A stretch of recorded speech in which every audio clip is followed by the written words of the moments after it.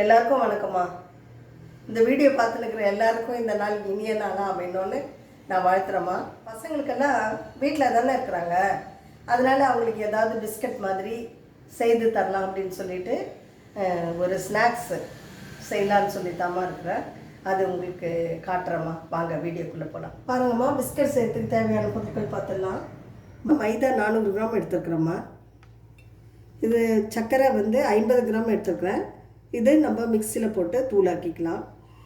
Baking soda 1 spoon, உப்பு 1 சின்ன spoon, தண்ணி கலக்கிறதுக்காக தண்ணி. இது அன்சால்டட் பட்டர்மா. இது அது தேவைக்கேற்ப போட்டுக்கலாம். எல்லா பொருளையும் போட்டு மிக்ஸ் பண்ணிடலாமா.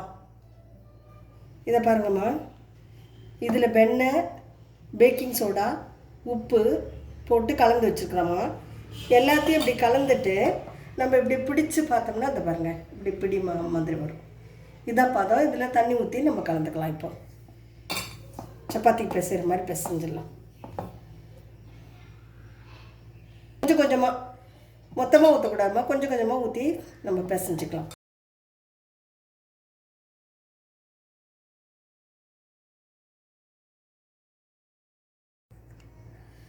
இப்போ பாருங்கம்மா, இதில் தூளாக்கப்பட்ட சர்க்கரை போட்டுவிட்டோம்மா. அதில் சர்க்கரை போட்டு தண்ணி ஊற்றி கொஞ்சம் கொஞ்சமாக கலந்துக்கலாம். கலந்துட்டு உங்களுக்கு சர்க்கரை வேண்டாம், இனிப்பு வேண்டாம், அப்படி அந்த பிஸ்கட்டில் வேண்டாம் அப்படின்னு நினச்சிங்கன்னா உப்பு மட்டும் அதோடு விட்டுட்டு அதில் சீரகம் சேர்த்துக்கலாம்.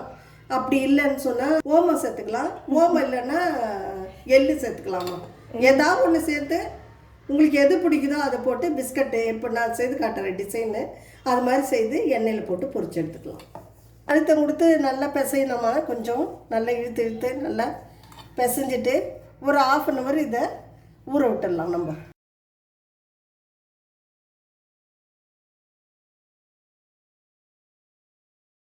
பாருங்கம்மா, 1/2 மணி நேரம் ஆயிடுச்சு. மாவு நல்லா ஊறி இருக்குது. இனிமேல் நம்ம உருட்டி பிஸ்கட் ஷேப்பில் கட் பண்ணிக்கலாம். இப்படி உதிரி மாவு தூவிக்கலாமா.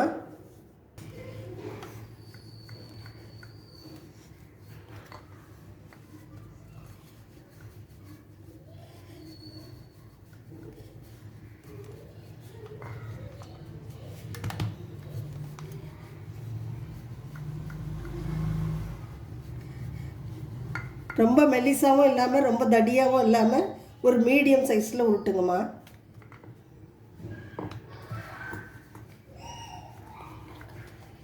இந்த மாதிரி வெட்டுற மாதிரி வாய் உள்ள ஒரு கிளாஸோ இல்லை கிண்ணோ ஏதாவது வச்சு கட் பண்ணிக்கலாம்.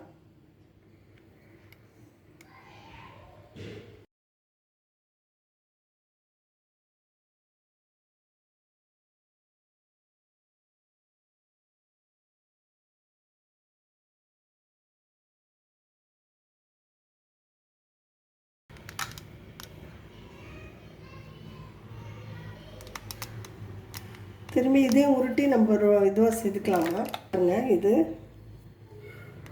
ரொம்ப தடியாகவும் இல்லை.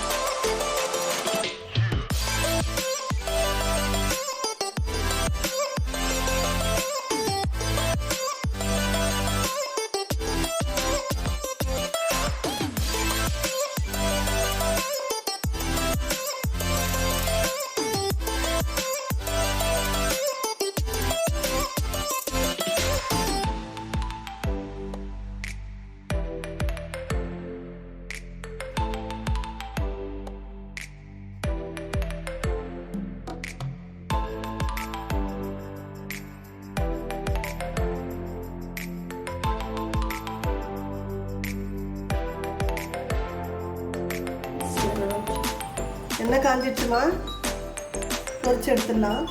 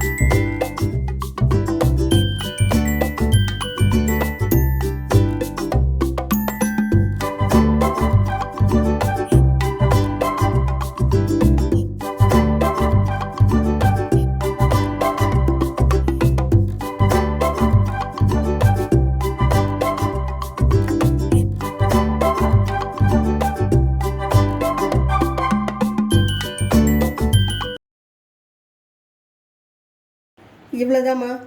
பாருங்கள் பிஸ்கட் பாருங்கள். கடையில் இது கண்டிப்பாக இது மாதிரி கிடைக்காதுமா. கொஞ்சம் மொத்தமாக திரட்டிக்கோங்க, கொஞ்சம் மொத்தமாக திரட்டிக்கோங்க.